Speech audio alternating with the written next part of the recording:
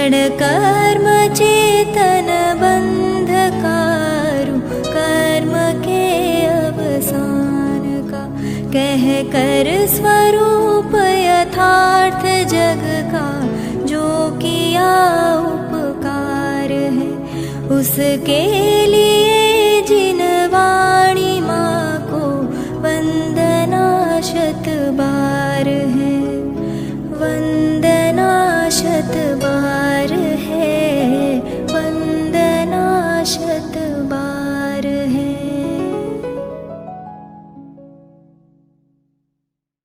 चर्चा प्रारंभ करते हैं, सभी सावधान हो जाएं। जय श्री ओम नमः सिद्धेभ्यः, नमो अर्हन्ताणं, नमो सिद्धाणं, नमो आयरीयाणं, नमो वज्झायाणं, नमो लोये सौवसाहुणं। मंगलम भगवान वीरो, मंगलम गौतमो गणी, मंगलम कुंद कुंदाद्यो, जैन धर्मोस्तु मंगलम। सर्वमंगल मांगल्यम सर्वकल्याणकारकम, प्रधानम सर्वधर्माणां, जैनम जयतु शासनम। नमः समय साराय स्वानुभूत्या चकासते, चित्स्वभावाय भावाय सर्वभावान्तरच्छिदे। अनंत धर्मणस्तत्त्वं पश्यन्ति प्रत्यगात्मनः, अनेकान्तमयी मूर्तिर्नित्यमेव प्रकाशताम्।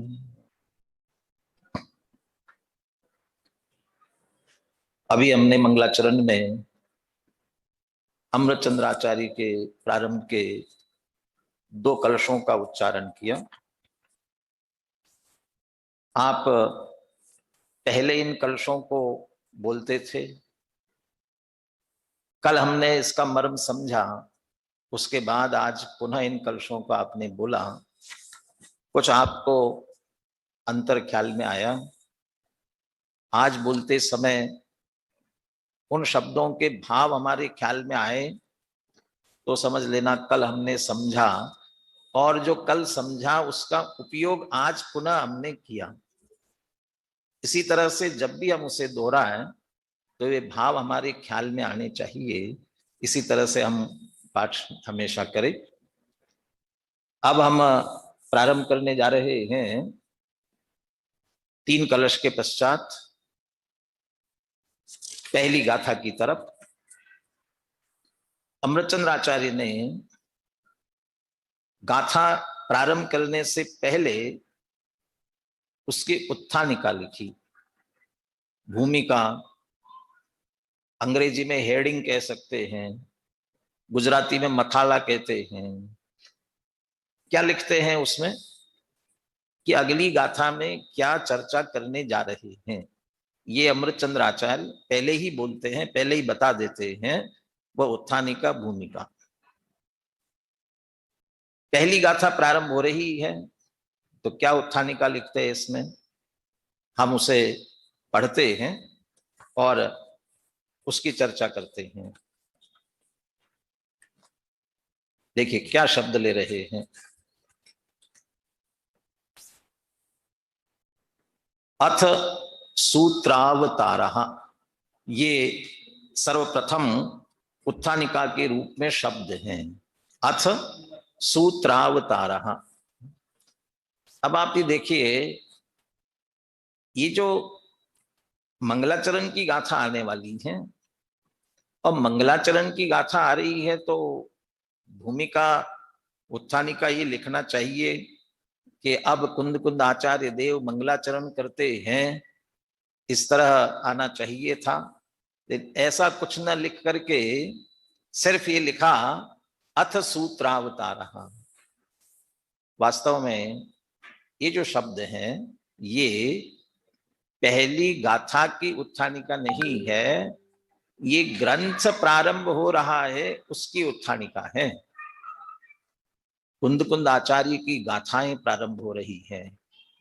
अमृतचंद्र आचार्य कहते हैं अब हम कुंद कुंद आचार्य की गाथाओं की चर्चा प्रारंभ करते हैं, और उसके लिए कहते हैं अथ सूत्रावतारः। गाथाएं आ रही हैं, और गाथाएं आ रही है, प्रारंभ हो रही है, उसके लिए क्या शब्द देते हैं? अथ सूत्रावतारः।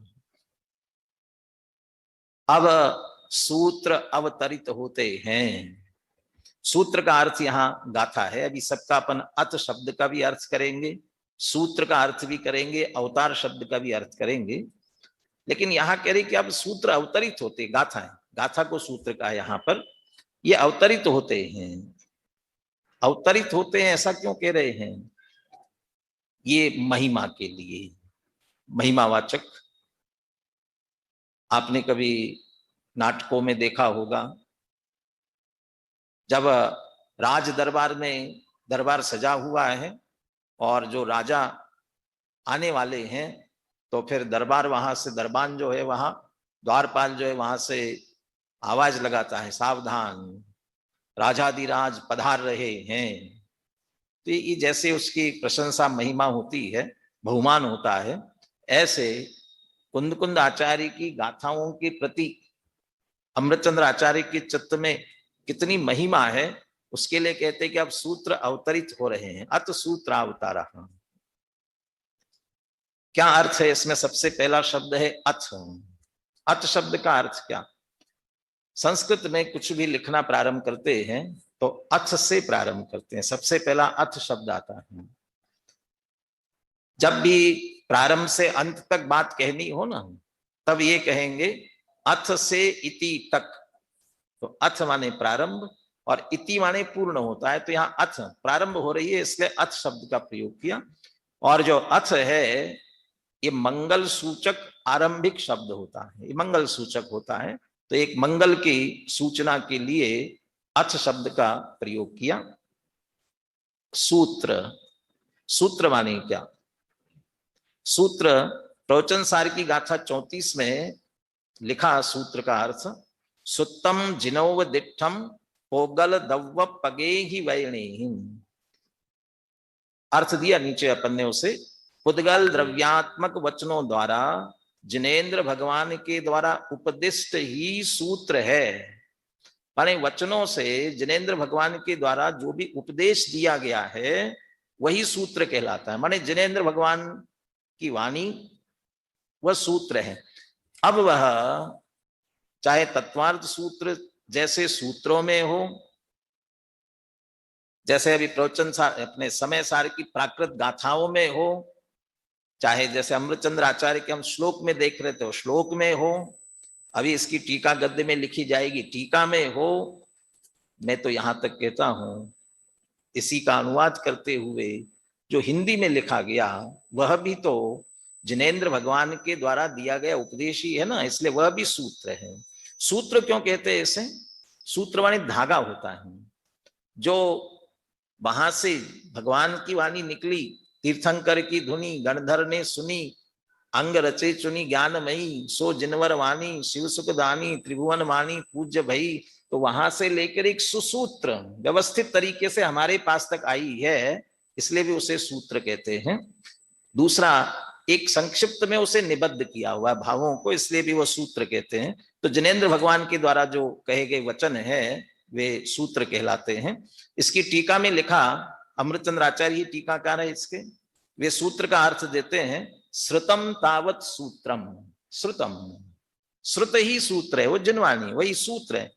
तच्च भगवत अरहत सर्वज्ञोपज्ञम स्यात्कार केतनम पौद्गलिकम शब्द ब्रह्म। श्रुत ही सूत्र है और भगवान अरहंत सर्वज्ञ द्वारा स्वयं जानकर उपदिष्ट स्यात्कार चिन्ह युक्त पौद्गलिक शब्द ब्रह्म है। स्यात्कार चिन्ह युक्त माने हम बोलते हैं स्यादवादमयी जिनवाणी, स्यादवादमयी। तो स्यादवाद है चिन्ह जिसके, ऐसे जो पौद्गलिक शब्द ब्रह्म है, जिनवाणी को शब्द ब्रह्म कहते हैं, बस वही यहाँ पर सूत्र है। तो चूंकि ये गाथाएं भी जिनेंद्र भगवान के द्वारा उपदिष्ट है और वो गाथाएं आ रही है, इसलिए सूत्रावतार कह रहे हैं। अवतार शब्द का प्रयोग किया। अवतार का अर्थ क्या होता है हम जानते हैं। अवतारी महिमावंत शब्द है। जगत में अन्य लोग अन्य मत मानते हैं, लोक कल्याण के लिए भगवान के अवतरण के अर्थ में प्रयुक्त होता है। वहां तो कहते हैं यदा यदा ही धर्मस्य ग्लानिर्भवति भारत, अने जब जब धर्म की हानि होती है तब तब सृजाम्य हम, वो अवतार लेते हैं, ऐसा माना जाता है। ऐसे ही जगत का अज्ञान, जगत में जब अज्ञान अधिक फैला है तो जिनेंद्र भगवान की वाणी प्रकट होती है। इसलिए उस जिनेंद्र भगवान की वाणी की महिमा बताने के लिए यहाँ पर अवतार शब्द का प्रयोग किया। जैसे वे भगवान लोक कल्याण के लिए अवतरित होते हैं, ऐसे ही आचार्य कुंद कुंद देव की गाथाएं भी लोक कल्याणकारी हैं, और इसलिए उनके साथ में अवतार शब्द का प्रयोग किया गया। अत सूत्र अवतारा, अब ये सूत्र अवतरित हो रहे हैं। कुंद कुंद आचार्य देव की वह पहली गाथा सूत्र के रूप में अवतरित होती है, और ये मंगलाचरण की गाथा प्रस्तुत है। वैसे अपनी भी एक तरह से कक्षा ही है, प्रवचन तो नहीं है, इसलिए जैसे मैं अपनी कक्षा में गाथा पहले बुलवाता हूँ, वैसे ही अभी भी मैं गाथा बुलवाता हूँ। किसी एक को आप अनम्यूट कीजिए, वो दोहराएंगे, और आप सभी अपने अपने म्यूट रह करके ही अपने घर में दोहराइए, उच्च स्वर में दोहराइए, ताकि अपना उच्चारण भी शुद्ध हो सके। मैं बुलवाता हूँ। अनम्यूट कर लिया आपने किसी को? जी भाई साहब। हाँ जी। वंदितु सर्व सिद्धे, वंदितु सर्व सिद्धे, ध्रुवमचल मनोवमं गदिं पत्ते, ध्रुवमचल मनोवमं गदिं पत्ते, वोच्छामि समय पाहुड, वोच्छामि समय पाहुड, मृणमो सुद केवली भणिदम, मृणमो सुद केवली भणिदम। हम इस गाथा का सामान्य अर्थ समझते हैं, पुनः दोहराएंगे इसे। जैसे हम श्लोक में पहले क्रियापद देखते हैं अर्थ करने के लिए, ऐसे गाथा में भी क्रिया देखते हैं अपन पहले। इस गाथा में क्रिया कौन सी है? दूसरी पंक्ति में पहला शब्द है वो छामी, वक्षामी कहूंगा, वो छामी। अब कर्ता कौन कौन कहेंगे? अब यहां कर्ता गौण है, कर्ता का उल्लेख स्पष्ट नहीं है। चूंकि वोच्छामी कहा है, अब वोच्छामी है तो कहता हूं, तो हूं शब्द का प्रयोग तो मैं के लिए किया जाता है ना, इसलिए अहम वोच्छामी, मैं कहता हूं। अब मैं, तो मैं कौन यहां पर, कौन मैं? चूंकि गाथाएं कुंद कुंद आचार्य लिख रहे हैं, इसलिए कुंद कुंद आचार्य, कुंद कुंद आचार्य की तरफ से समझ लीजिए। कुंद कुंद आचार्य ये कह रहे हैं अहम वक्ष्यामि, मैं कहूंगा। क्या कहूंगा? उसके तत्काल बात वोच्छामि के अगला शब्द है समय पाहुड़म, समय पाहुड़म, समय प्राभृत को, और उसके साथ साथ अगला शब्द है इणम, इणम समय पाहुड़म, इस समय प्राभृत को वोच्छामि माने कहूंगा।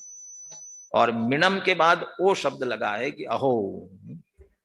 जैसे अमृतचंद्र आचार्य को गाथा की महिमा आई तो उन्होंने अथ सूत्रावतारा कहा, सूत्र अवतरित हो रहे, इस शब्द से महिमा उल्लिखित की। कुंद कुंद आचार्य भी समय प्रावृत को कहने जा रहे हैं, वो समय प्रावृत भी महिमावंत बताए कैसे, इसलिए उन्हें ओ अहो, वह समय प्रावृत, वो महिमावंत, उसे मैं कहूंगा। जिस समय प्रावृत को मैं कहने वाला हूं वो कहां से आया, कैसा है, उसके अगला शब्द है सुद केवली भणिदम। कैसा है? सुद केवली भणिदम, श्रुत केवली द्वारा कथित है। अभी तो अपन ने सीधा अर्थ कर लिया कि श्रुत केवली द्वारा कथित है, लेकिन अमृतचंद्र आचार्य इसमें से 3 अर्थ निकालेंगे। शुद्ध केवली भणिदम में 3 कैसे निकलेंगे? वो कहते हैं शुद्ध केवली भणिदम लिखा ना, यही तो शब्दों का खेल है। ये सामासिक शब्द है तो समास का विग्रह करते हैं तो अलग अलग अर्थ निकलता है। तो इसमें से शुद्ध भणिदम अलग कहेंगे, केवली भणिदम अलग कहेंगे, और शुद्ध केवली मिलाकर के शुद्ध केवली भणिदम, ऐसे 3 अर्थ निकालेंगे। उसमें से अपन टीका में उसे देखेंगे।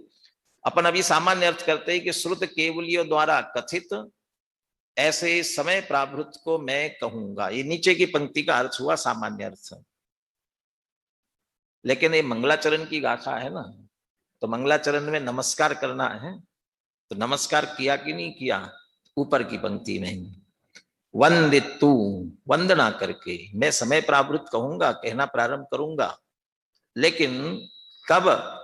वंदितु, वंदना करके। किनकी वंदना करके, किन्हें नमस्कार करके? सर्व सिद्धे, सर्व सिद्धों को, सर्व सिद्ध भगवंतों को। कैसे वह सिद्ध भगवान? ध्रुवम अचलम अणोवमम गदिम पत्ते सर्व सिद्धे, गदिम पत्ते सर्व सिद्धे। ये जो सिद्ध भगवान है ना, किसी गति को प्राप्त हुए हैं। सिद्ध भगवान भी गति में हैं। हम 4 गति में हैं, सिद्ध भगवान तो गति से पार हुए ना। गति किसे कहते हैं? जीव की अवस्था विशेष को गति कहते, तो उनकी भी एक मोक्ष रूप अवस्था विशेष है ना, और हम उस अवस्था को पंचम गति भी कहते हैं ना। तो ऐसी विशिष्ट गति को, विशिष्ट अवस्था को प्राप्त सर्व सिद्धों को वंदना करके। कैसी ये गति? 3 विशेषण दिए, ध्रुवम अचलम अणोवमम। ध्रुव है, अचल है और अनुपम है। तो ध्रुव, अचल, अनुपम, गदिम पत्ते, ऐसी गति को प्राप्त सर्व सिद्धे, सर्व सिद्धों को। हमारे यहाँ भगवान सभी एक होते हैं, एक से होते हैं, कोई अलग अलग नहीं होते हैं। भले ही लोग जगत कल्पना करता होगा कि शांतिनाथ भगवान शांति देते हैं, पार्श्वनाथ भगवान रक्षा करते हैं, भले ही कल्पना करते हो, सब एक समान, सब एक गति, एक अवस्था, ध्रुव अचल अनुपम गति को प्राप्त ऐसे सब सिद्ध भगवंतों को वंदना करके मैं समय प्रावृत, शुद्ध केवली द्वारा कथित समय प्रावृत को कहूंगा। इस तरह से इसमें मंगलाचरण भी किया, नमस्कार किया मंगलाचरण, और साथ में मंगलाचरण करके समय प्रावृत को कहने की प्रतिज्ञा भी इसमें की गई है। देखिए इसका अन्वय दिया है नीचे अपन ने। गाथा का सीधा वाक्य यदि बनेगा तो कैसे बनेगा? ध्रुवम अचलम अणोवमम गदिम पत्ते सर्व सिद्धे वंदितु ओ सुध केवली भणिदम समय पाहुड़म वोच्छामि। ये ऐसा सीधा वाक्य यदि बनता तो इसका ये वाक्य बनता। अब अर्थ ख्याल में लिया है तो इसको अर्थ को ख्याल में लेते हुए पाठ करवाइए। गाथा भी बोले, अब इसका पद्यानुवाद भी साथ में बोले।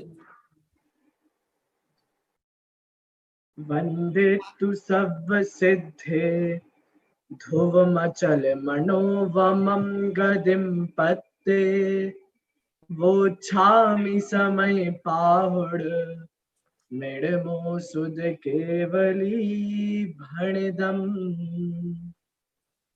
ध्रुव अचल अनुपम सिद्ध की कर वंदना में स्वपरहित यह समय प्राभृत कह रहा श्रुत केवली द्वारा कथित। बीच में अभी इसमें पाहुड़ और प्राभृत गौन करते हैं, थोड़ा बाद में लेंगे उसे। अब अपन मूल संस्कृत टीका देखते हैं।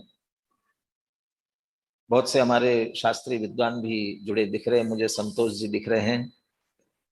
और मैं एक बार पूरी टीका पढ़ता हूं तो आप सामान्य अर्थ ख्याल में लेने का प्रयास करेंगे। बहुत से लोगों को ख्याल में आ ही जाएगा, फिर एक एक पर उस पर हम विस्तार से चर्चा करते हैं।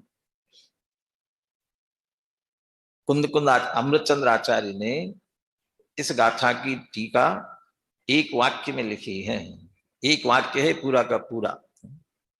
बाकी विशेषण वगैरह लगते हुए कैसा वाक्य पूरा होता है वो अभी अपन इस पे विस्तार से बात करेंगे। मैं पढ़ रहा हूं, आपके सामने भी टीका आ रही है।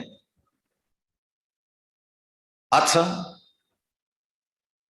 प्रथमतः एव स्वभाव भाव भूततया ध्रुवत्वम अवलंबमाणाम अनादि भावांतर पर परिवृत्ति विश्रांति वशेन अचलत्वम उपगताम अखिल उपमान विलक्षणात् अद्भुत माहात्म्यत्वेन अविद्यमान औपम्याम अपवर्ग संगिकाम गतिम आपन्नान भगवतः सर्व सिद्धान सिद्धत्वेन साध्यस्य आत्मना प्रतिछंद स्थानीयान भाव द्रव्य स्तवाभ्याम स्वात्मनि परात्मनि च निधाय अनादि निधन श्रुत प्रकाशितत्वेन निखिलार्थ सार्थ साक्षात्कारी केवली प्रणीतत्वेन श्रुत केवली भी स्वयं अनुभवद्भिर अभिहितत्वेन च प्रमाणताम उपगतस्य अस्य समय प्रकाशकस्य प्राभृत अव्ययस्य आह्वयस्य अर्हत प्रवचन अवयवस्य स्वपरयोर अनादि मोह प्रहाणाय भाववाचा द्रव्यवाचा च परिभाषणम उपक्रम्यते।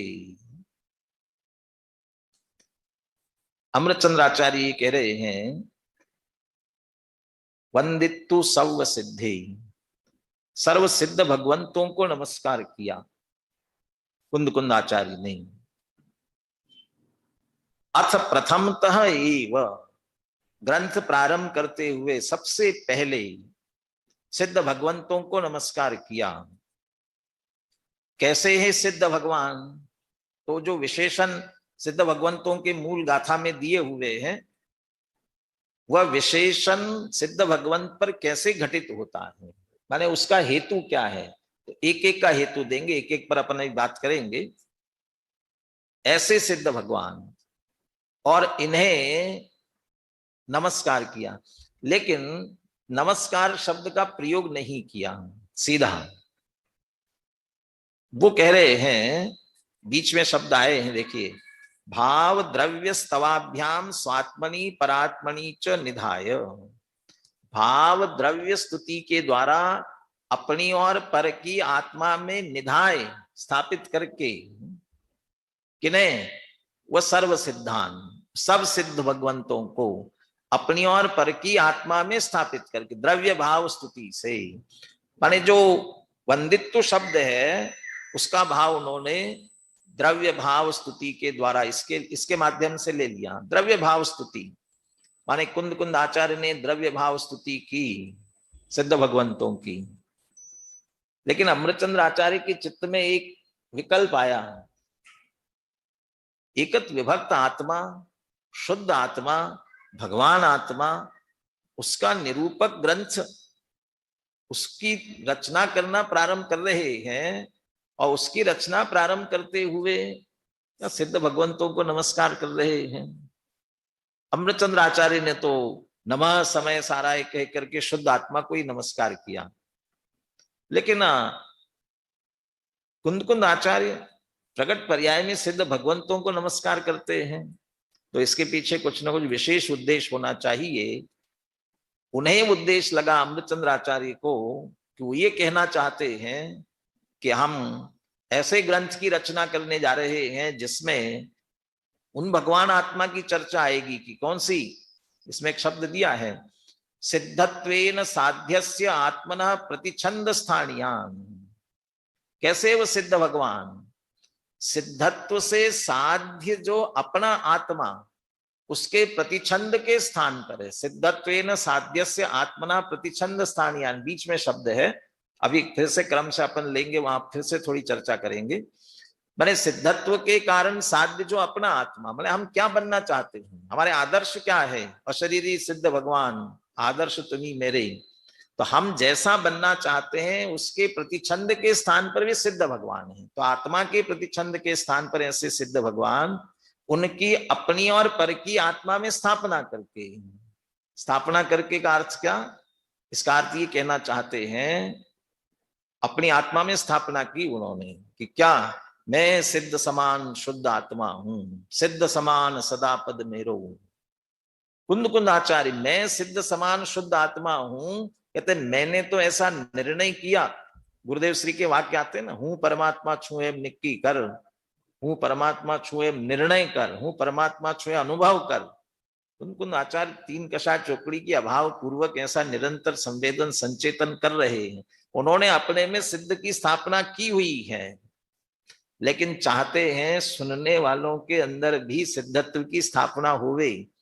इसका अर्थ वे भी अपने आप को सिद्ध समझकर सुने तो बात समझ में आ सकेगी। ये भाव वंदित्तु सर्व सिद्धे सव सिद्धे इसमें से निकाल रहे हैं। अभी अपन क्रम से ही चलते हैं, नहीं तो विषय रह जाएगा, इसलिए एक एक बात पर अपन चर्चा करते हुए आगे बढ़ते हैं। अथ प्रथमतः एव, ये तो प्रारंभिक चर्चा हुई। सबसे पहले लेते हैं ध्रुवम विशेषण की व्याख्या। ध्रुवम अचलम अणोवमम गदिम पत्ते। ध्रुवम, ध्रुवम का अर्थ क्या है? ध्रुवम माने अमृतचंद्र आचार्य कहते हैं सिद्ध भगवान की अवस्था जो है वो ध्रुव है। क्यों ध्रुव है? स्वभाव भाव भूत तया ध्रुवत्वम अवलंब मानाम। स्वभाव भाव भूत होने से ध्रुवत्व का अवलंबन किया है। किसकी बात चल रही है? अवस्था की बात चल रही है। अवस्था तो पर्याय को कहते हैं ना, तो पर्याय तो उत्पन्न ध्वंसी होती है, लेकिन यह पर्याय को ध्रुव कैसे कह रहे हैं? क्योंकि वह उस पर्याय ने स्वभाव भाव का अवलंबन किया। स्वभाव भाव भूत हो गई, स्वभाव रूप हो गई। पानी की बूंद यदि रेत पर गिर जाती है, तपती हुई रेत पर सूख जाती है तत्काल। यदि वह कमल के पत्ते पर पड़ती है तो एक मोती जैसे चमकती है, परंतु थोड़ी देर बाद धूप में वो भी सूख सकती है। लेकिन वही बूंद यदि समुद्र में गिर जाती है, समुद्र में मिल जाती है, तो क्या बन जाती है? कि समुद्र बन जाती है और फिर हमेशा के लिए सुरक्षित हो जाती है। ऐसे ही अवस्था हमारी पर्याय भी स्वभाव का अवलंबन लेती है तो अनंत काल के लिए सुरक्षित हो जाती है, फिर उसका कोई नाश करे ऐसा नहीं हो सकता है। स्वभाव भाव भूत होने से सिद्ध दशा कैसी होगी? कि स्वभाव रूप होगी, जैसा स्वभाव था वैसे पर्याय में व्यक्त हो गया। तो स्वभाव भाव भूत तया ध्रुवत्वम अवलंब माना। स्वभाव भाव भूत होने से ध्रुवत्व हुई। ये स्वभाव की ध्रुवता की बात है कि पर्याय की ध्रुवता की? पर्याय की ध्रुवता।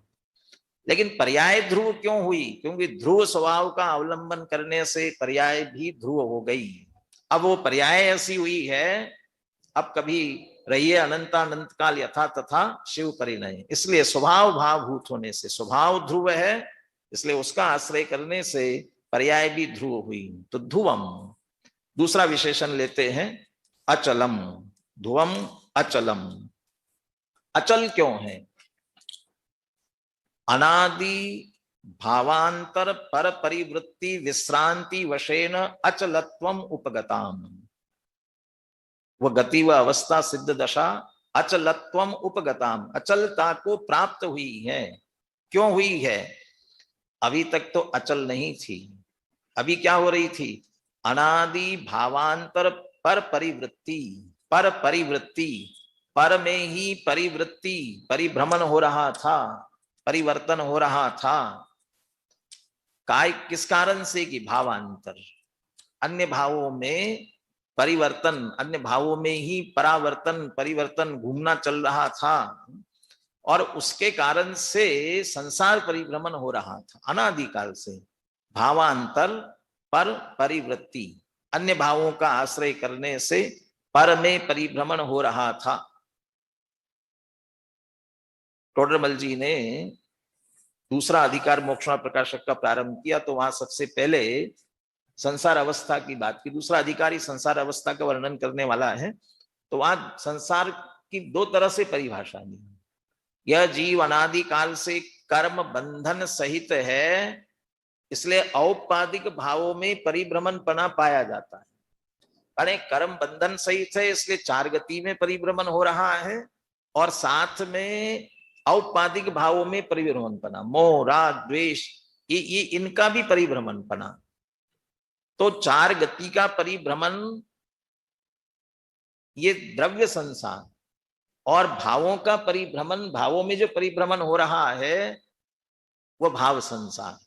और ये दोनों को मिलाते हुए कह रहे हैं कि अनादिकाल से भावांतर पर परिवृत्ति, उन भावांतरों के कारण से पर में जो परिवर्तन हो रहा था, पर में जो परिभ्रमण हो रहा था, चार गतियों में परिभ्रमण हो रहा था, विश्रांति वशेन, अब उसकी विश्रांति होने के कारण से अचलपने को प्राप्त हुए। अरे मोह राग द्वेष, इन्हीं में निरंतर परिभ्रमण होने के कारण से संसार चल रहा था, और ये रुक गया तो चार गतियां भी रुक गई, इसलिए अचलता को प्राप्त हुई। ध्रुव और अचल, ध्रुव में भी तो स्थिरता है और अचलता में भी तो स्थिरता है। क्या अंतर है कि ध्रुवता में ली है अब विनाश नहीं होगा तो अविनाशी पना लिया, और अचलता में चला चलता नहीं है, चंचलता नहीं है, चार गतियों में परिभ्रमण नहीं है, उससे रहित हुए, इसलिए अचलत्वम उपगताम, ये अचलम। तीसरा विशेषण क्या लिया? अणोवमम, अणोवमम अनुपमम, वो दशा अनुपम है। क्यों अनुपम है? अखिल उपमान विलक्षणम, अखिल उपमान विलक्षणम, जगत में जितने उपमान दिए जा सकते हैं, अखिल जगत के सारे संपूर्ण, उन सारे उपमानों से विलक्षण है, वो किसी जैसी है ही नहीं, विलक्षणम। क्यों दे सकते हैं ना, कहीं से जगत में बहुत सारी उपमाएं दी जाती है ना, वैसे दे सकते हैं ना, इतनी दी जा सकती। क्यों? अद्भुत महात्म्यत्वेन अविद्यमान औपम्याम, उस दशा की महिमा ही ऐसी अद्भुत है, अद्भुत महात्म्यत्वेन, ऐसी अद्भुत महिमा है जिसके कारण से उसके लिए कोई उपमा ही विद्यमान नहीं, अविद्यमान औपम्याम, उसके योग्य उपमा योग्य कोई है ही नहीं, अविद्यमान। तो अद्भुत महात्म्य, इसलिए अत्यंत महिमाशाली होने के कारण से अविद्यमान औपम्याम, जिसकी कोई उपमा नहीं है, अखिल उपमान विलक्षणम, इसलिए सारे उपमानों से विलक्षण, इसलिए वह अनुपम दशा है, किसी से नहीं मिलती। ऐसी क्या है, सबकी तो उपमा दी जाती, दृष्टांत दिए जा सकते हैं, अरे जगत में भी नहीं दिए जा सकते। पानी का रंग कैसा है, घी का स्वाद कैसा है, हम भी नहीं कह पाते, उसको कहना पड़ता है घी जैसा ही है, कोई दूसरी उपमा नहीं। ऐसे वो सिद्ध दशा, अद्भुत महात्म्य, अद्भुत महिमाशाली होने के कारण से अविद्यमान औपम्याम, इसलिए वह अनुपम अणोवम है। गदिम पत्ते, ऐसी गति को प्राप्त, गति की भी विशेषता अमृतचंद्र आचार्य लेते हैं। गदिम पत्ते, गदिम पत्ते माने अपवर्ग संगिकाम गतिम आपन्नान, गति को प्राप्त। कौन सी गति को? हम पंचम गति हम जैसा कहते हैं, यहां कह रहे हैं अपवर्ग है नाम जिसका, अपवर्ग संगिकाम गतिम आपन्नान, अपवर्ग नामक गति को जो प्राप्त हुए हैं। अपवर्ग का मतलब क्या? ये जो चार पुरुषार्थ होते हैं, धर्म अर्थ काम और मोक्ष, इसमें से धर्म अर्थ और काम एक तरह से संसार से संबंधित है, तो इनका एक वर्ग अलग किया है, तीनों का वर्ग अलग किया, तो इसको कहते हैं त्रिवर्ग। और जो मोक्ष है चार पुरुषार्थों में से, इससे अलग है, इसलिए उसको अपवर्ग कहते हैं, इस वर्ग से बाहर है इसलिए अपवर्ग है, वह मोक्ष। तो अपवर्ग है नाम जिसका, तो किसका नाम है कि मोक्ष दशा का, मोक्ष गति का, पंचम गति का। ऐसी गति को प्राप्त, गतिम आपन्नान, किन्हें? ऐसे गति को प्राप्त कौन? अब उसे कहते हैं सर्व सिद्धे, सर्व सिद्ध। उसका अर्थ किया भगवतः सर्व सिद्धान, सर्व सिद्ध भगवंतों को, भगवतः सर्व सिद्धान। एक सिद्ध भगवान को नमस्कार किया तो काम चल जाता है ना। सर्व सिद्ध क्यों कह रहे हैं? जिन्होंने जयचंद जी छाबड़ा का भावार्थ भी पढ़ लिया हो, उन्होंने इसमें स्पष्ट किया है कि कुछ लोग, कुछ मत वाले ऐसा मानते हैं, एको हम ब्रह्म, बस एक ही है भगवान और कोई नहीं, बाकी सब भक्त है। तो उनका निषेध करने के लिए कहा कि ऐसा नहीं, एक नहीं है, जिन्होंने भी ऐसी दशा प्राप्त कर ली वे सब सिद्ध हैं। जितने सिद्ध हुए हम सर्व सिद्धे सर्व सिद्धान। और हम तो नमोकार मंत्र में भी नमो लोए सव साहूणम के साथ जोड़ा, नमो लोए सव साहूणम, लेकिन हमारे गुरुदेव श्री तो उसको सब के साथ लगाते थे, नमो लोए सर्व सिद्धानम। लोक में जितने सिद्ध भगवंत है सबको, तो सर्व सिद्धों को, सर्व सिद्धान क्यों नमस्कार करते हैं। और सिद्ध भगवान कैसे हैं, वंदित, उन्हें वंदना करके ना कैसे हैं और क्यों नमस्कार करते हैं। सिद्धत्वेन साध्यस्य आत्मना प्रतिछंद स्थानियान, सिद्धत से साध्य जो अपना आत्मा उसके प्रतिछंद के स्थान पर है। टोडरमल जी ने भी सिद्ध भगवंतों का स्वरूप स्पष्ट करते समय इस बात को लिखा है, अपना स्वरूप दर्शाने के लिए जो प्रतिबिंब समान है। मैं कैसा, कहां देखूं। ये जो जड़ दर्पण में देखते हैं ना, वहां जो हम दिख रहे हैं वो हम नहीं है, वहां तो जो दिख रहे हैं वो हम नहीं है, वहां देखने वाले हम हैं, उसमें दिखते नहीं हैं। तो मैं कैसा हूं, कहां देखना। अरहंत भगवान में देखे तो अरहंत भगवान का भी तो शरीर है, वो देह दिख रही है, वो देह नहीं है हम। तो कौन है, ज्ञान शरीरी त्रिविध कर्ममल वर्जित सिद्ध महंता। बिल्कुल सिद्ध में जैसी दशा प्रकट हुई है वैसा वास्तविक हमारा स्वरूप है। इसलिए वह आत्मा के प्रतिछंद स्थान के प्रतिबिंब जैसे, तो जैसी दशा हमें प्राप्त करनी है वैसा ही हमारा स्वरूप है, मूल स्वरूप, उसको दर्शाने के लिए। तो सिद्धत्व से साध्य ऐसा हमारा आत्मा उसके वे प्रतिछंद स्थान पर है। ऐसे ही अपना स्वरूप दर्शाने के लिए जो प्रतिबिंब समान है, जिनका स्वरूप जानकर उन जैसे अपने स्वरूप का ध्यान कर स्वयं उन जैसे हो जाते हैं। जिन दर्शन कर निज दर्शन पा, ये प्रतिछंद स्थानियान, इसलिए उन्हें नमस्कार कर रहे हैं। खिमचंद भाई कहा करते थे ना, हमें नमस्कार करते समय क्या करना चाहिए। जैसे घड़ी, पहले घड़ियां चलती थी, पेंडुलम होता था, तो पेंडुलम में एक वो चलता रहता था ऐसा, ऐसे कह रहे हमारा उपयोग का पेंडुलम भी चलना चाहिए। हम भगवान के सामने खड़े हैं, सिद्ध भगवंतों की वंदना कर रहे हैं, तो क्या चलना चाहिए। जब हमारा उपयोग सिद्ध भगवंतों की तरफ जाए तो आना चाहिए तू सिद्ध, और फिर उपयोग हमारी तरफ आए मैं सिद्ध, तू सिद्ध मैं सिद्ध, तू सिद्ध मैं सिद्ध, अरे आपके जैसा ही मैं हूं। ये सिद्धत्वेन साध्यस्य आत्मना प्रतिछंद स्थानिया। ऐसे सिद्ध भगवंतों को कैसे प्रणाम किया, भाव द्रव्य स्तवाभ्याम, भाव और द्रव्य स्तुति के माध्यम से। क्योंकि अभी प्रवचन नहीं करना है, विस्तार में नहीं जाना है, नहीं तो भाव द्रव्य स्तुति की चर्चा, यदि हम इसे भाव स्तुति को निश्चय स्तुति कहे, द्रव्य स्तुति को व्यवहार स्तुति कहे, तो अपने आप ही आगे 26 से लेकर 33वीं गाथाओं में इसी व्यवहार स्तुति और निश्चय स्तुति की चर्चा आने वाली, वहां विस्तार से चर्चा करेंगे।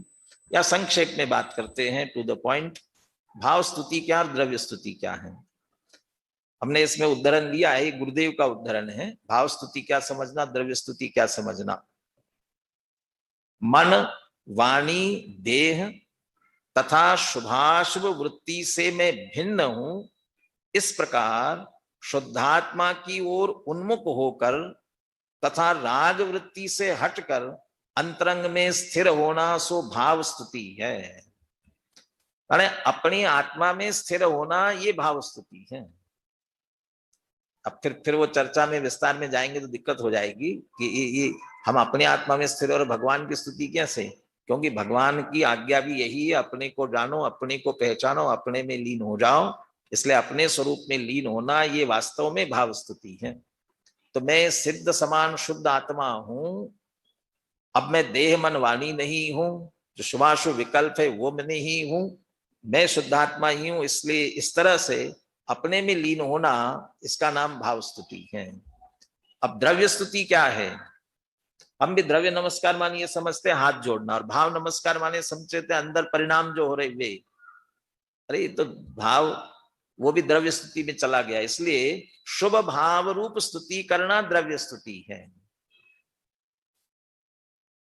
हमने हमारे अंदर भगवान के प्रति जो राग का भक्ति का परिणाम आया, वो परिणाम भी शुभ भाव, वो शुभ भावात्मक है, तो वह भी द्रव्य स्तुति भाव है, लेकिन द्रव्य स्तुति है, वह भी द्रव्य स्तुति कहलाएगी। और उसके आश्रय से अपना स्वरूप भी वैसा ही जानकर पहचान कर अपने स्वरूप में लीन होंगे तो वास्तव में भाव स्तुति है। कुंद कुंद आचार्य जब सात्विक गुणस्थान में जाकर के अपने आत्मा में लीन होते हैं, शुद्धोपयोग में लीन होते हैं, ये उनकी भाव स्तुति है। और बाहर आकर के जब वंदित तो सब सिद्धे ये लिखते हैं, ये विकल्प आता है, अंदर विचार में आता है और लिखते हैं, ये उनकी द्रव्य स्तुति, भाव द्रव्य स्तवाभ्याम। और स्वात्मनि परात्मनि चंद्र, अपनी और पर की आत्मा में स्थापित करके, इसकी चर्चा मैंने की थी। चूंकि वो जो बात कहने जा रहे हैं वो बात सामने समझ में आनी चाहिए। मैं तो इसके लिए ऐसा कहता हूं, पहले जो रेडियो चलते थे ना, और अपने घर में हम रेडियो स्टेशन सुनते थे रेडियो, तो हम अपने कौन सा स्टेशन लगाना, तो वो हमारी रेडियो में सेट पर सुई उसी स्टेशन पर बराबर लाकर लगाते थे, तो हमें स्टेशन सुनाई देता था। आजकल एफएम चल रहे हैं और एफएम की भी अपनी फ्रीक्वेंसी होती है, तो हमें भी उसी फ्रीक्वेंसी पर अपने सेट को सेट करना पड़ेगा। यदि उसी पर किया तो जो जिस स्टेशन का हम सुनना चाहते हैं वो हमें सुनाई देगा, और यदि थोड़ी सी फ्रीक्वेंसी इधर उधर हुई तो हमें सुनाई नहीं देगा, कोलाहल सुनाई देगा। बस वैसी स्थिति है। कुंद आचार्य तो कह रहे हैं, मैं यहां जो चर्चा करूंगा सिद्ध समान शुद्ध आत्मा है, ऐसे उस शुद्ध आत्मा की चर्चा करूंगा। और जगत ये कहेगा, हम का शुद्ध आत्मा है, हम तो रागी हैं, हम तो द्वेषी हैं, हम तो देह वाले, हम तो घर कुटुंब परिवार वाले, तो उनकी बात समझ में नहीं आ सकती। तो कहे मैं सिद्ध समान शुद्ध आत्मा हूं और आप भी सिद्ध समान शुद्ध आत्मा हो, और आप अपने आप को सिद्ध समान शुद्ध आत्मा मानेंगे तो बात समझ में आ सकेगी। इसलिए उनकी आत्मा में भी सिद्धत्व की स्थापना करके उन्हें अपना आत्मा सिद्ध समान शुद्ध अनुभव में आया। और जगत के जीवों को समझाने का विकल्प इसलिए आया कि ये सब भी भगवान है। गुरुदेव भी कहते थे ना, वो सबको भूलेला भगवान से, भगवान सभी भगवान है, सबको भगवान रूप। तो यहाँ कुंद आचार्य भी अपनी आत्मा में और पर की आत्मा में निधाय स्थापित करके उन सब सिद्ध भगवंतों को सर्व सिद्धांत स्वात्मनि परात्मनि च निधाय। ये पहली पंक्ति की व्याख्या पूरी होगी। वंदितु आधा कार्य हुआ ना, नमस्कार करके फिर क्या करते हैं, अब वो प्रतिज्ञा करते हैं कि समय प्रावृत को कहूंगा। कैसे समय प्रावृत को कहूंगा? सुद केवली भणिदम इणम समय पाहुड़म ओच्छाम, ये नीचे की पंक्ति थी। तो सुद केवली भणिदम की पहले चर्चा करते हैं, और सुद केवली भणिदम की व्याख्या चूंकि तीन अर्थ से किया, सुद भणिदम, केवली भणिदम, सुद केवली भणिदम। उसमें से सुद भणिदम, शुद्ध भणिदम कैसे निकलता है? अनादि निधन श्रुत प्रकाश तत्विन, जिस समय प्राभृत को कहने जा रहे हैं, वो छामी समय पाहुड़, जिस समय प्राभृत को कहने जा रहे हैं वह श्रुत भणिदम, श्रुत के द्वारा, श्रुत माने जिनवाणी की, कौन सी? अनादि निधन श्रुत प्रकाश तत्विन, अनादि से जो श्रुत जिनवाणी चली आ रही है उसके द्वारा प्रकाशित है। आगम, आगम का कभी उच्छेद नहीं होता है, काल के अनुसार बीच में चर्चा बंद हो कदाचित, लेकिन अनादि काल पहले जो तीर्थंकर हुए होंगे उनकी वाणी खिरी होगी, और अभी वर्तमान में सिमंदर भगवान आदि 20 तीर्थंकर विराजमान है, उनकी वाणी चल रही है। भविष्य के तीर्थंकर होंगे, उनकी वाणी खिरेगी। ये अनादि निधन, अनादि अनंत काल तक इसी तरह चलने वाली है। और जिस समय प्रारब्ध की बात कर रहे हैं वो उसी आगम से प्रकाशित है, अरे उसकी प्रमाणता, ये प्रमाणता उपगतस्य की चर्चा चल रही है, प्रामाणिक है। मैं जिसकी चर्चा कर रहा हूं बहुत प्रामाणिक है, आगम से कथित है, प्रमाणित प्रकाश। अनादि निधन श्रुत प्रकाश तत्वेन, हमारा आगम अनादि निधन है। चूंकि वह महावीर की वाणी नहीं है, आदिनाथ की वाणी नहीं है, तीर्थंकर, इसलिए जिनवाणी कहलाती है। महावीर वाणी भले हम नाम दे दे महावीर वाणी, चाहे किसी का नाम दे दे, लेकिन जिन वाणी है सभी जिनेन्द्र भगवान की। तो अनादि निधन श्रुत प्रकाशितत्वेन, ये शुद्ध भणिदम और केवली भणिदम, ये अनादि से आगम से तो चली आ रही। वर्तमान में किन्होंने कहा? निखिलार्थ सार्थ साक्षात्कारी केवली प्रणीतम, केवली प्रणीतम, केवली भगवान के द्वारा वर्तमान में कहा। हमारे अंतिम शासन नायक भगवान महावीर, केवली भगवान, उनके द्वारा प्रणीत है। कैसे होते केवली भगवान? निखिलार्थ सार्थ साक्षात्कारी। निखिल माने सभी, अर्थ माने पदार्थ, और फिर सार्थ। फिर सार्थ क्यों लगा रहे हैं? तो सारे अर्थ माने द्रव्य, और उनके अर्थ माने गुण पर्याय। सकल द्रव्य की गुण अनंत, पर्याय अनंता, और साक्षात्कारी माने जाने एके काल प्रगट केवली भगवंता। तो निखिलार्थ, जगत के सारे पदार्थों को सार्थ, अपने गुण पर्यायों सहित साक्षात्कारी, साक्षात जानने वाले ऐसे जो केवली भगवान है, उनके द्वारा प्रणीत है, केवली प्रणीतम। तो आगम में लिखित है, आगम से प्रकाशित है, वर्तमान में केवली भगवान के द्वारा प्रणीत है। अभी तो कोई केवली भगवान नहीं है, अभी कहां से आई? और हमारे केवली भगवान तो कह के चले जाते हैं, हमारे पास तक वो बात कैसी आए? उनके तो ओंकार ध्वनि निकलती है, तो उसे श्रुत केवली भाषा में निबद्ध करते हैं। इसलिए शुद्ध केवली भणिदम, श्रुत केवलियों के द्वारा वह कथित है। उसके लिए कहते हैं अगली पंक्ति, श्रुत केवली भी स्वयं अनुभवत भी अभिहितत्वेन च। श्रुत केवलियों के द्वारा भी अभिहित है, कही गई है। कैसे श्रुत केवली? वो श्रुत केवलियों ने भी जैसी सुनी वैसी कह दी, ऐसा नहीं किया है। स्वयं अनुभवत भी, उन बातों का उसके माध्यम से भेद विज्ञान करके, अपनी आत्मा का अनुभव करके, स्वयं अनुभवत भी, स्वयं जो अनुभव करने वाले हैं, ऐसे श्रुत केवली भी उनके द्वारा अभिहितत्वेन, उनके द्वारा भी कहा गया है। इसलिए जो प्रमाणताम उपगतस्य, इसलिए जो प्रमाणता को प्राप्त है। ऐसा कौन? प्रमाणता को। अभी प्रामाणिकता की बात की गई, तीन तरह से प्रामाणिकता दी। अनादिकाल से जो श्रुत चला आ रहा है आगम, उससे प्रकाशित है, केवली भगवान के द्वारा प्रणीत है, और वर्तमान में श्रुत केवलियों से यहाँ आगे बढ़ते बढ़ते आगे बात आई है शुद्ध केवली भणिदम। अभी वो कैसी आई है उसकी थोड़ी चर्चा और आगे अपन करेंगे। शुद्ध केवली भणिदम कौन? समय पाहुड़म। ओ शब्द गौन करते, अहो अहो समय पाहुड़म ओछामी, समय पाहुड़म, समय प्राभृत। इसकी व्याख्या अमृतचंद्राचार्य क्या करते हैं? अस्य समय प्रकाशकस्य प्राभृत आभयस्य अर्हत प्रवचन अवयवस्य। कुंद कुंद आचार्य ने समय पाहुड़म ओछामी कहा, लेकिन वो जो समय प्राभृत है वो है क्या चीज? सबसे अंतिम शब्द लीजिए, अर्हत प्रवचन अवयवस्य। अरहंत भगवान के प्रवचन का अवयव है, अंश है अरहंत भगवान के प्रवचन का। अरहंत भगवान का प्रवचन किया था, कब हुआ था अरहंत भगवान का प्रवचन? जब उनकी दिव्य ध्वनि खिरी थी। वास्तव में तो वही प्रवचन है, बाकी तो हम तो स्वाध्याय करते हैं, वाचन करते हैं, उन्हीं की बातों को पढ़ते हैं, प्रवचन कहने लगे। वास्तविक प्रवचन तो वह उत्कृष्ट वचन दिव्य ध्वनि, अरहंत भगवान का प्रवचन उसका अंश है। समय प्राप्त जिसकी चर्चा कर रहे हैं, अरहत प्रवचन का अवयव। क्या नाम है उसका? प्राभृत आभयस्य। उसके पहले शब्द है प्राभृत आभयस्य।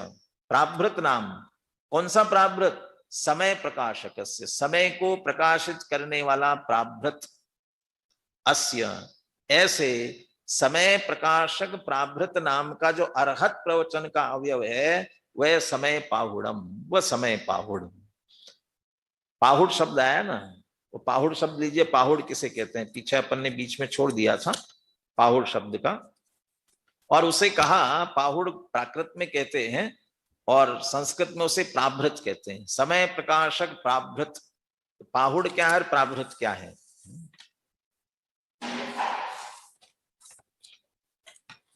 लेकिन मेरे आगे पीछे होगा।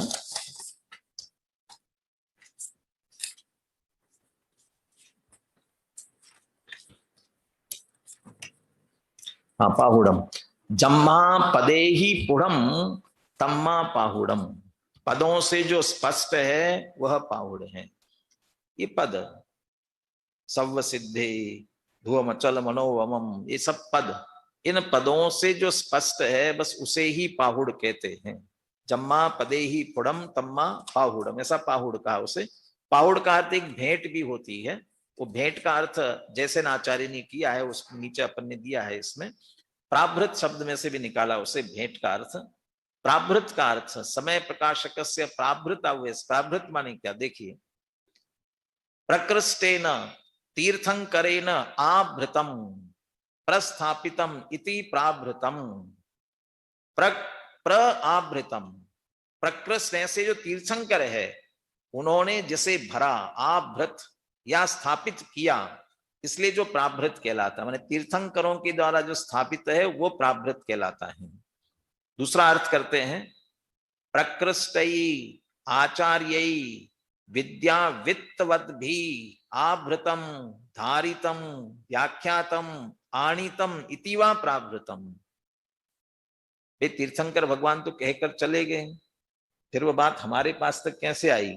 जो उत्कृष्ट आचार्य गणधर देव, प्रति गणधर, फिर आचार्य की परंपरा, उनके माध्यम से विद्या वित्तवत भी, जिनके पास विद्या रूपी धन था, ऐसे जो प्रकृष्ट आचार्य, विद्या रूपी धन जिनके पास था, ऐसे प्रकृष्ट आचार्य, उन्होंने आभृतम पहले भरा, फिर धारितम धारण किया, व्याख्यातम व्याख्यान किया, आनीतम और परंपरा से हमारे पास तक लेकर के आए, वह प्राभृत कहलाता है।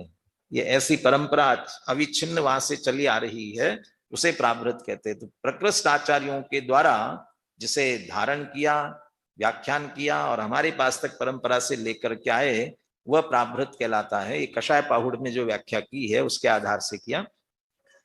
जैसे आचार्य ने भी इसका अर्थ किया, यथा कोपि देव दत्तो राज दर्शनार्थम किंचित सारभूतम वस्तु राज्ञे, ध शब्द बीच में अतिरिक्त आ गया, वस्तु राज्ञे ददाति तत्प्राभृतम भण्यते। जैसे कोई राजा से किसी विशिष्ट व्यक्ति से मिलने जाते हैं तो कुछ हम भेंट लेकर के जाते हैं, तो देवदत्त नाम का व्यक्ति राजा के दर्शन के लिए जाता है, कोई सारभूत वस्तु राजा को देता है, वह प्राभृत कहलाता है। भेंट देते हैं, प्राभृतम भण्यते। तथा उसी तरह परमात्मा आराधक पुरुषस्य निर्दोषी परमात्मा राज दर्शनार्थम इदम अपि शास्त्रम प्राभृतम। ऐसे ही परमात्मा का आराधक पुरुष, भगवान आत्मा, निज आत्मा, शुद्धात्मा का आराधक पुरुष, निर्दोषी परमात्मा से, शुद्ध आत्मा से, समय सार, द्रव्य कर्म भाव कर्म नो कर्म रहित, ऐसा वो शुद्ध आत्मा, उसके दर्शन के लिए जा रहा है। उसे राजा कहा 17वीं 18वीं गाथा में, जीव राजा, उसके दर्शन के लिए, उसके श्रद्धान के लिए, उसमें लीन होने के लिए जा रहे हैं। तो कैसे जाए, क्या भेंट लेकर के जाए? तो ये शास्त्र कहते भेंट है। इसका अर्थ इस शास्त्र का अध्ययन करके वहां तक पहुंच सकते हैं, इसलिए प्राभृत शब्द का इस रूप में अर्थ किया गया है। तो समय पाहुड़म, समय प्राभृत। और चूंकि ये कहां से लेकर के हमारे पास तक आई है इसकी भी चर्चा की। शुद्ध भणिदम, केवली भणिदम और श्रुत केवली भणिदम, इसलिए प्रमाणता को प्राप्त है। कैसे हमारे तक? अरहत प्रवचन का अवयव कहा ना, तो अरहंत भगवान का जो प्रवचन है द्वादशांग में वाणी है, पुनः लीजिए उसको, अरहत प्रवचन अवयवस्य, उसके नीचे दिया कुंद आचार्य तक कैसे आया समय प्राभृत। 11 अंग 14 पूर्व, और जो 14 पूर्व है उन 14 पूर्वों में ज्ञान प्रवाद नाम का 5वां पूर्व, उस 5वें पूर्व में 12 वस्तु अधिकार हैं। पुनः एक एक पूर्व में वस्तु अधिकार है, तो उसमें 12 वस्तु अधिकार है 5वें पूर्व में, और वहां भी एक एक वस्तु अधिकार में 20-20 प्रावृत्त हैं, प्रत्येक में 20-20 प्रावृत्त। तो ज्ञान प्रवाद नाम का भी जो 5वां पूर्व है उसमें भी 20 प्रावृत्त हैं। उसमें उस 20 प्रावृत्त में से 10वें वस्तु में जो वस्तु अधिकार है ना अलग अलग, तो उसमें से 10वां वस्तु अधिकार है वो समय नामक प्रावृत्त है उसमें। तो 10वें वस्तु अधिकार में 10वें वस्तु में समय नामक जो प्राभृत है, उसके मूल सूत्रों के शब्दों का ज्ञान पहले बड़े आचार्यों को था, परंपरा से श्री कुंद कुंद आचार्य देव को प्राप्त हुआ। माने ये इस तरह से अनंत भगवान के द्वादशांग में जो वाणी थी उसी के वाणी का ये अंश है। ऐसे समय पाहुड़म वोच्छामि, अंतिम शब्द वोच्छामि, कहता हूं। कैसे कहता हूं और क्यों कहता हूं, कहने का भी उद्देश्य क्या? स्वपर्यो अनादि मोह प्रहाणाय भाववाचा द्रव्यवाचा च परिभाषणम उपक्रम्यते। स्वपर्यो अनादि मोह प्राण किस लिए कहते हैं? स्व और पर, अपने और पर के अनादि मोह का नाश करने के लिए। अनादि मोह प्रहाणाय, स्व और पर। स्व माने किसका? कौन वोच्छामी, कौन इसकी व्याख्या करने जा रहे हैं? कुंद कुंद आचार्य। तो कुंद कुंद आचार्य का भी मोह था, उसका नाश करने के लिए लिख रहे हैं। अभी अपन ने तीसरे कलश में देखा था ना, अमृतचंद्र आचार्य क्यों टीका लिख रहे हैं? परम विशुद्धि। तो वहां अपन ने अर्थ किया था कि उनकी 3 कषाय चौकड़ी की अभाव वाली शुद्धि तो है, लेकिन पूर्ण वीतरागता वाली परम विशुद्धि नहीं है। ऐसे कुंद कुंद आचार्य भी 3 कषाय चौकड़ी के अभाव पूर्वक 6ठे 7वें गुणस्थान में झूलने वाले भावलिंगी संत तो है, लेकिन अभी संज्वलन कषाय चारित्र मोह अभी बाकी है। उस मोह को भी दूर करना है ना, तो अपना चारित्र मोह दूर करने के लिए जैसे उसकी व्याख्या करते समय शुद्धात्मा का ही निरंतर चिंतन मनन होगा, ऐसे यहाँ समय प्रावृत की व्याख्या कुंद कुंद आचार्य लिखेंगे तो उनका भी शुद्धात्मा पर जोर रहेगा, तो चारित्र मोह भी जाएगा। तो अपने मोह प्रहाणाय, अपने मोह का नाश करने के लिए स्वांत सुखाय होता है, और उसे सुनकर दूसरों का जो अनादि से मोह महामद पियो अनादि भूला आपको भरमतवादी, ऐसे जो संसारी जीव अन्य जीव है उनका भी मोह दूर हो जाए। तो जो अनादि काल का अज्ञानी जीवों का दर्शन मोह, और आचार्य स्वयं के लिए भी कहते हैं हमारा भी जो अनादि से दर्शन मोह तो चला गया, लेकिन अभी चारित्र मोह बाकी है, उसका नाश करने के लिए हम कथन करते हैं। कैसे कथन करते हैं? भाव वाचा द्रव्य वाचा च। अकेले द्रव्य वचनों से नहीं कहते हैं, भाव वचनों से भी। जब बात हृदय से कहते हैं तो सामने वाले के भी गले उतरती हैं, वैसे अकेले कहते जाओ तो नहीं उतरती, हृदय से अंदर से ही, यहां से गहराई में से बात निकली। तो पहले भाव वचन फिर द्रव्य वचन। भाव वाचा द्रव्य वाचा। भाव वचन क्या, द्रव्य वचन क्या है? यह अर्थ भी जो लिया है गुरुदेव श्री के, उससे लिया अर्थ भाव वचन ज्ञान पर्याय। जो श्रुत ज्ञान की पर्याय प्रकट हुई है, कुंद कुंद आचार्य को श्रुत ज्ञान हुआ है, भाव श्रुत ज्ञान, वो उनके भाव वचन है। अनुभव हुआ है, स्वयं को जो अनुभव में आया है वो उनका भाव वचन है। और जो अनुभव जो उन्हें समझ में आया है, जाना है, पहचाना, अनुभव किया है, उसे फिर जो शब्दों में कहेंगे द्रव्य वचन।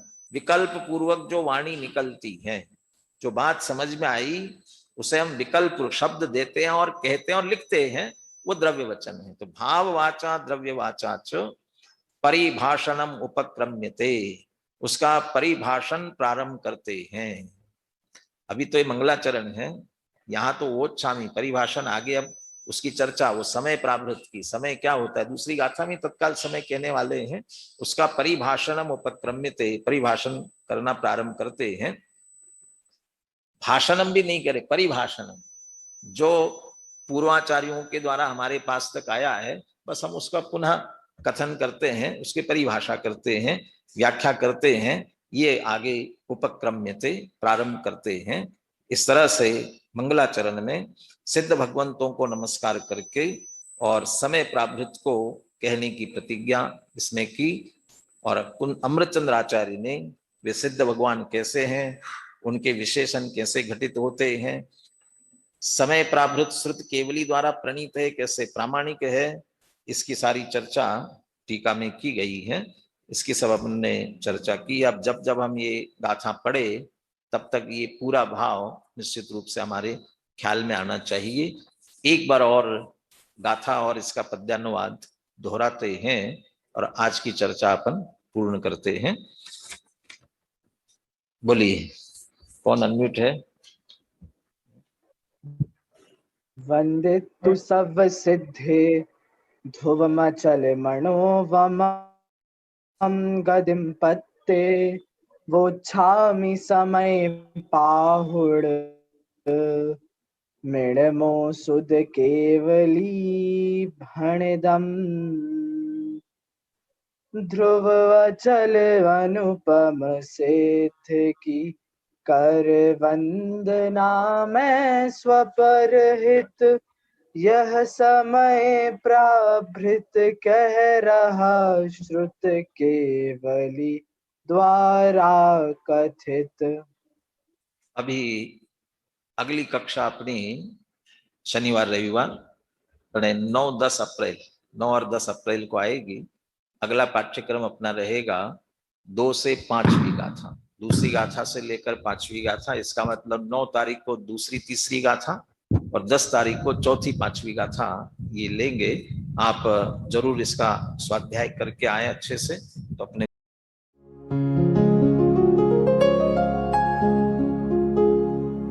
निज निधि निज में बताए यह अनंत उपकार है उसके लिए जिन वाणी माँ को वंदना शत बार है, वंदना शत बार है, वंदना शत बार है।